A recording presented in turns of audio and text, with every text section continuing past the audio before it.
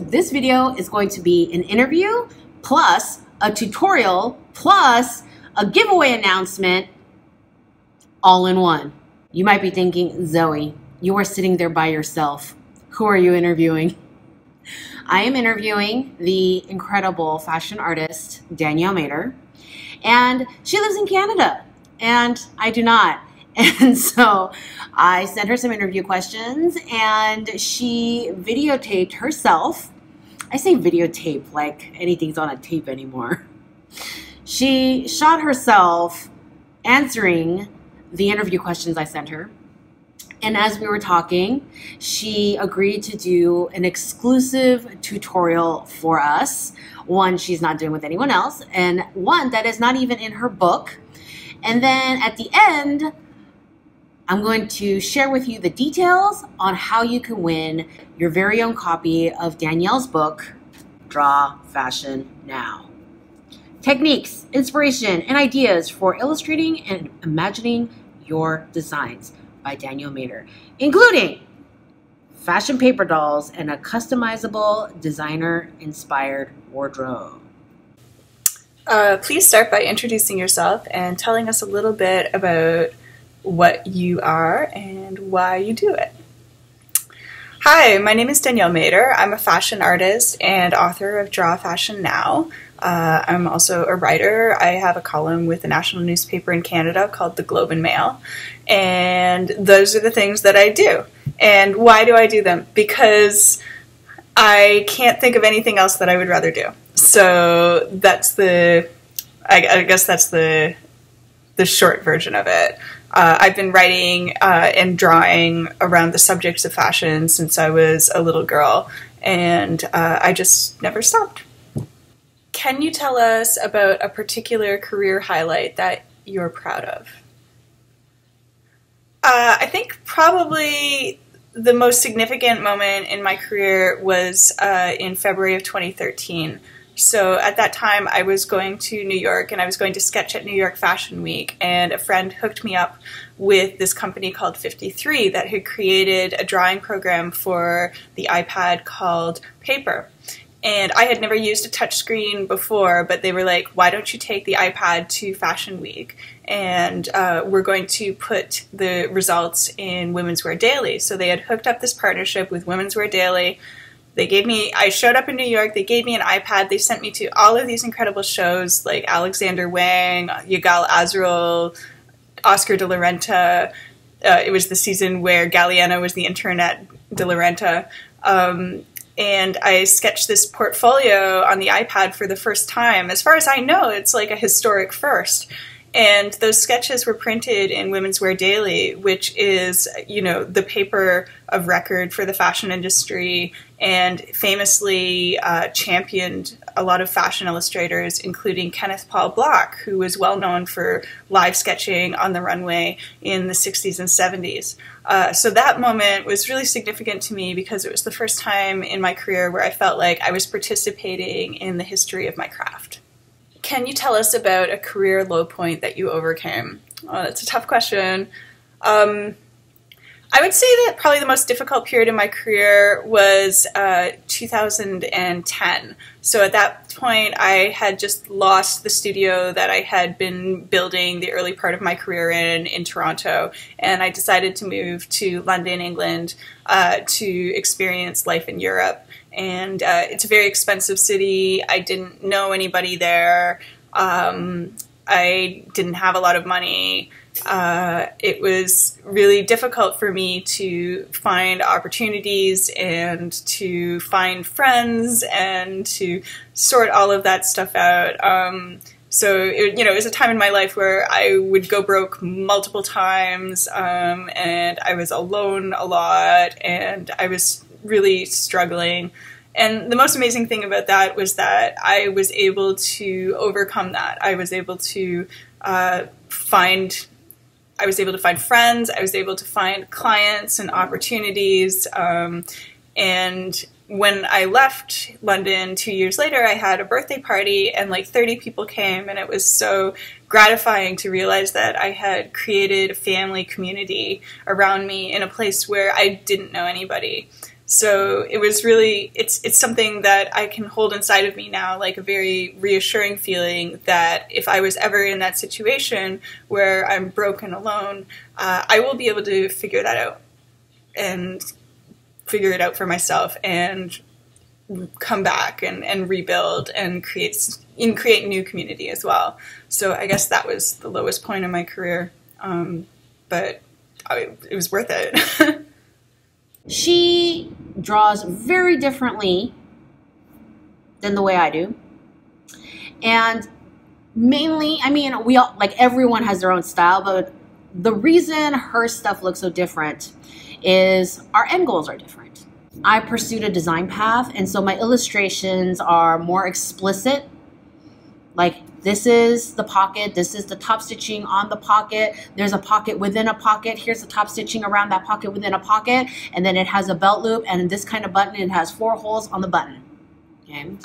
She is an illustrator for illustration's sake, art for art's sake, and her stuff is expressive, full of wild and sexy gesture. She travels the world and goes to runway shows and illustrates runway work on an iPad, on paper with her water brushes. What are 1 or 2 of your favorite toys or tools? Yeah, so I guess the ultimate would be the Pentel water brush pen. These things have changed my life. They allow me to work with watercolor even in incredibly difficult situations. If you've got one of these, you don't have to worry about having a container of water and brushes and cleaning the brushes and all of this. It's just like all you need is one of these and like some Kleenex. So the Pentel water brush pens is a game changer. The game changer would be the iPad Pro and the Apple Pencil. It's the first time I've used touchscreen technology that obviously they had constructed it, made a nod to artists, made the tools optimized for the things that we think are important, like pressure sensitivity and the ability to render details. So I think those 2 tools are probably my favorites at the moment. Tell us a little bit about your book. What's my favorite part? So this is my book, Draw Fashion Now. And yeah, I'm super excited. It was published this year. It's my first book, and it was a lot of work, and now it exists in the world, and it's taking on a life of its own and meeting new people like you. And it's just been amazing to see what happens when something like this sort of emerges from you. And I guess my favorite part of the book would be the section on live runway sketching. This, as far as I can tell, is an exclusive. I have never seen any instructions on how to do this in any other book on how to do fashion illustration. It is the synthesis of 9 years of experience doing this very thing. And I'm really happy that I got to put a chapter in there about that. But I would also like to mention at the end of the book here, there is a paper doll coloring book section. And paper dolls were the things that I drew when I was a very little girl. The fact that something I did as a child for fun ends up being part of this book and part of what I do professionally is a source of profound joy for me. So she wrote this book, Draw Fashion Now, and it's really good. Like, I read through the whole thing cover to cover, and it covers a lot of topics. So she goes over figure drawing basics, male and female, side view, front view. She goes over runway work, walking poses, and she does these tutorials in different, rendering in different media. So this one is on chalk pastels, and I like how it's like step 1, step 2, step 3. It's very methodical and easy to follow.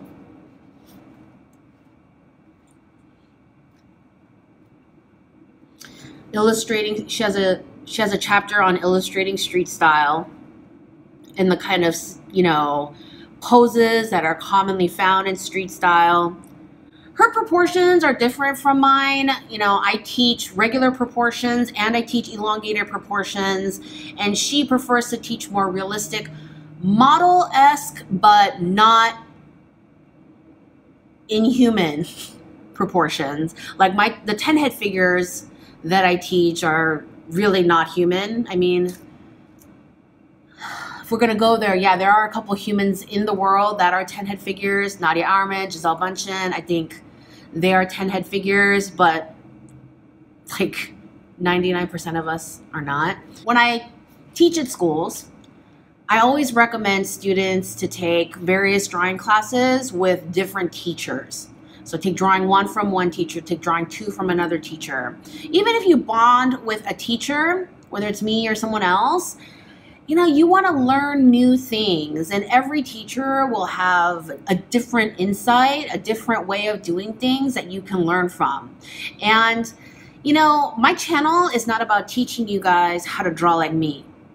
My channel is about teaching you how to draw so that you can draw like you. Like, I give you technique, and so you can take those skills, run with it, and draw like you. And I love introducing you guys to different styles. Go see my interview with Brianna where we talk about illustration, and she does a little tutorial for us in the middle of that interview. She has a whole chapter on illustrating red carpet fashion. She has all these templates so you can start with the gesture and the pelvic box and everything set up for you. She does a red carpet couple. She even does a rendering in Adobe Photoshop. I don't ever do rendering in Photoshop. I do everything in Illustrator, but she does her stuff in Photoshop, and she has this fantastic multi-page tutorial on that. Look at that, that's beautiful. And then a whole chapter on capturing style in the wild, live runway sketching. Expressive, gesture, beautiful, so fast. Anyone who's seen a runway show, like even a little clip on YouTube, knows how fast those ladies walk down the runway. And so you have to capture that illustration so fast. It talks about her materials and her live runway sketching experiences, how she used touch screens for her runway work, and then this whole section in the back with paper dolls that you can cut out and color and play with. So check this out. Danielle loves me. She agreed to give us an exclusive tutorial. She's going to teach us the way she does fashion faces. I think her faces are beautiful, like the way she draws them. Now, her face is pretty too, but also the way she draws faces is pretty. And so I was super excited. And yeah, watch her draw, watch her do her thing. Okay, so here is how we draw face from the front. Not just face, but entire head. We do a vertical line down the center of the paper. And then a horizontal line. And then we draw the shape for the cranium. Make it nice and large because that's where the brain goes. And then the lower part of the face, which gets narrower.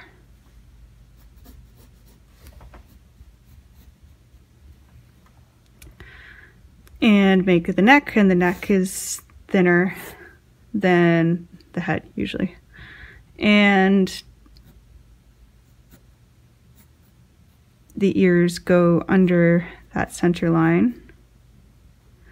And the eyes align with that as well.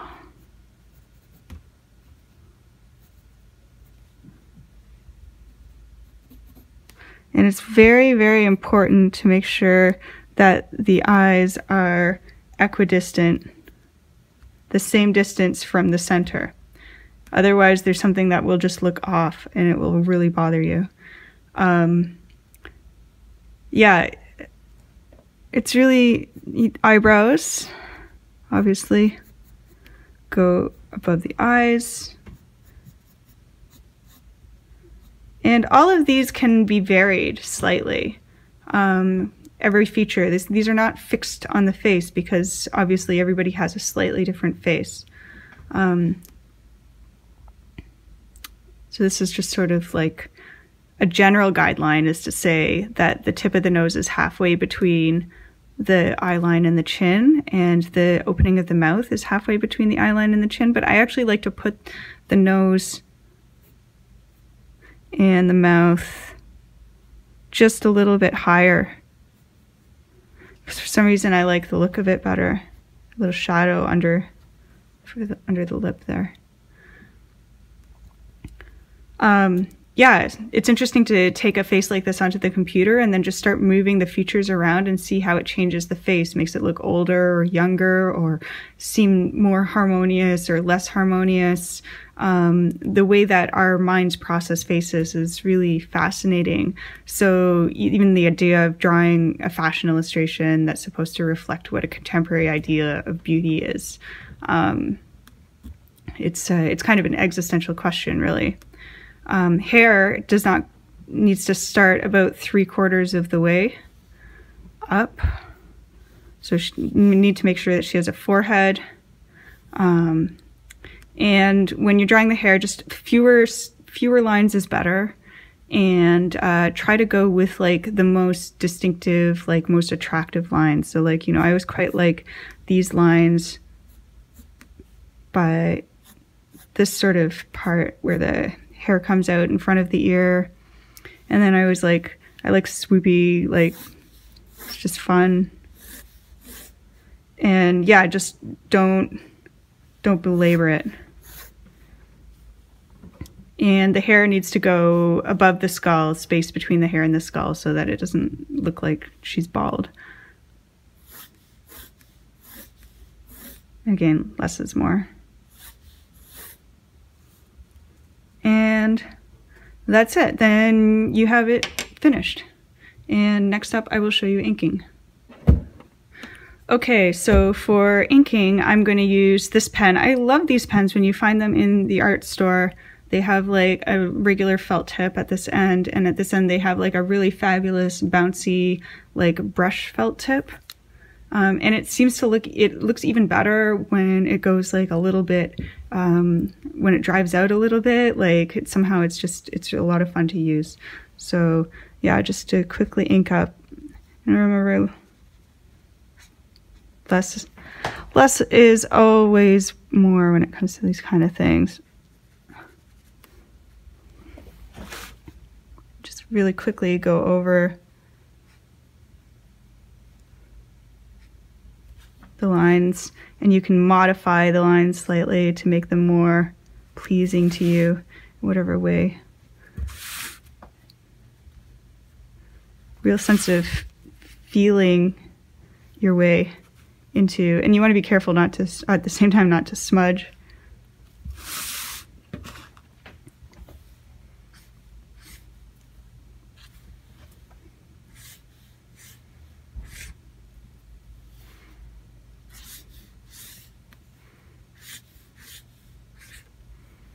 And there you have it. I hope you enjoy the clanging of the pipes in my studio as it's warming up while I show you this side view. So once again, we are going to draw a cross in our page, a line down the center, and a horizontal line at 90 degrees. Then we're going to draw a circle for the whole head. The circle, by the way, is, here I have it at 4 inches, but these rules will follow no matter how large your head is or small.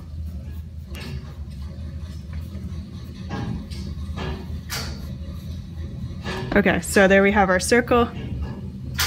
And then there's going to be, the chin is going to be down here.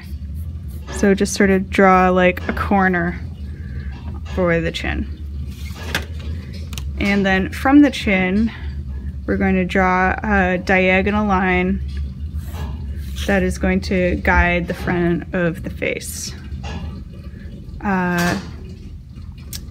So we know that the ear is under this meridian line here.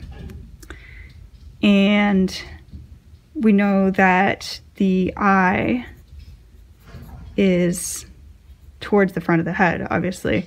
And the thing about eyes is that they appear flat from the side. So that's an important thing to remember. If you observe an eye from a side, it looks very different than an eye from the front.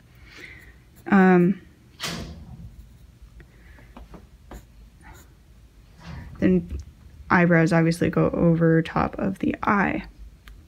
Now, I think that there is a science, but it's also mostly an art to drawing a profile.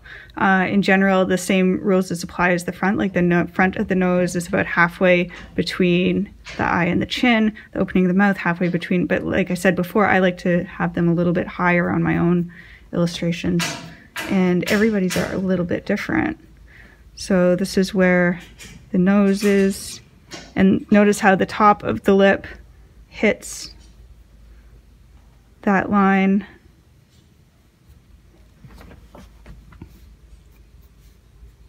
And this produces pretty standard fashion beauty profile. However, all of these factors can change. Like the angle of this line will drastically change the look of the figure, but not necessarily in an unpleasing way. And you know, the same with like the distance between the eye and the eyebrow and so on. So with the neck, it's nice to have like a nice defined jaw.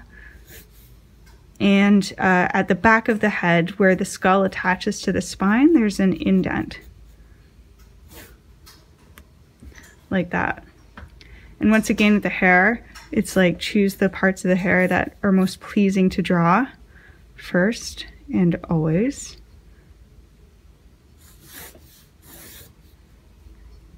And, you know, hair goes a little bit outside of the head.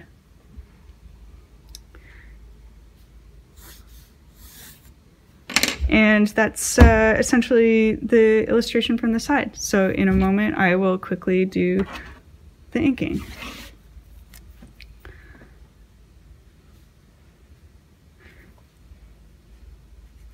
You must absolutely do as little as you possibly can when you do this work.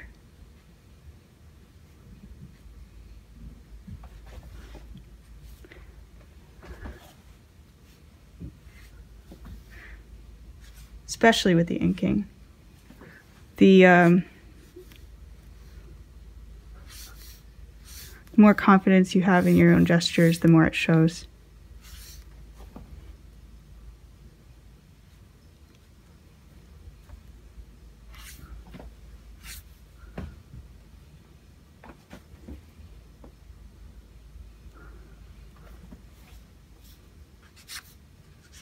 There. Can you share a little piece of advice or words of wisdom for the viewers who are interested in pursuing a freelance creative career such as yours? I would say always ask for money, and always ask for more money than you think you're going to get. Because if you ask for less, people will say yes, but then you'll never know how much they would have paid. So make sure you always ask for a little bit more than what they're willing to pay you. And that aside, I would say get started sooner rather than later. It's really easy to start a freelance career when you're straight out of school and you're not used to having nice things or a nice apartment or any of the comforts that come with having full-time employment. It's very difficult to leave the world of full-time employment in your late 20s or early 30s and start out all over with nothing.